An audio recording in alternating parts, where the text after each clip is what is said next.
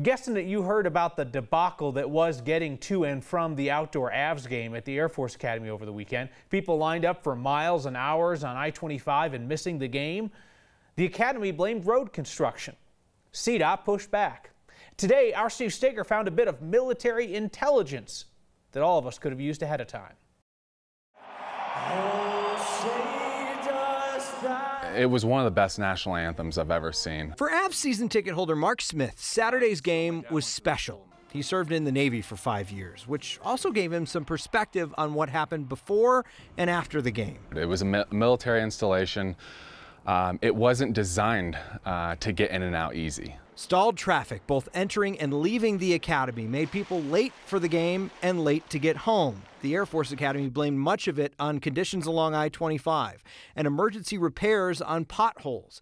CDOT pushed back on that today, saying those repairs only took about 40 minutes, well before the rush to get into the stadium. I don't know if it was just because I was more prepared or had a contingency plan, but it made the experience great. More than 43,000 people packed into Falcons Stadium on Saturday, a stadium that is no stranger to big crowds. Last season, the Falcons' average home attendance was about 27,000, with 41,000 showing when Air Force played Army. Nothing compared to the record crowd for the Notre Dame game back in 2002. Because this could be up to 58,000 people, and they all have to come here in cars. The stadium doesn't even hold that many people anymore. I think it's getting blown out of proportion a lot. It wasn't as bad as a lot of people are making it out to be. So I heard from several people on Twitter and via email yesterday who say it's pretty typical to have a long wait at Air Force Academy. I called around today to see if the Academy or the NHL submitted some sort of traffic management plan to some other agency.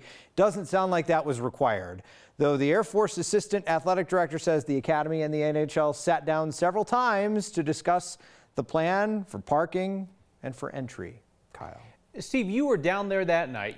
You're plugged into the hockey scene. You talk to a lot of these folks. Do you get the feeling like there will be changes made next time, or do you get the feeling that it's just like, well, them's the breaks? Well, it's going to be interesting to see if they even want to do an outdoor game here again. I did get the feeling from the Air Force Academy that they're looking at some of the things they did during this game, and they might make some changes to procedure in the future there.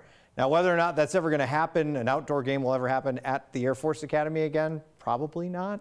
So we'll see. Yeah, I was about to say, yeah, you and me, we went to the one at Coors Field a couple of years ago. That went off without a hitch. Yeah, and we also knew to like check out our seats beforehand to make sure we could actually see the ice.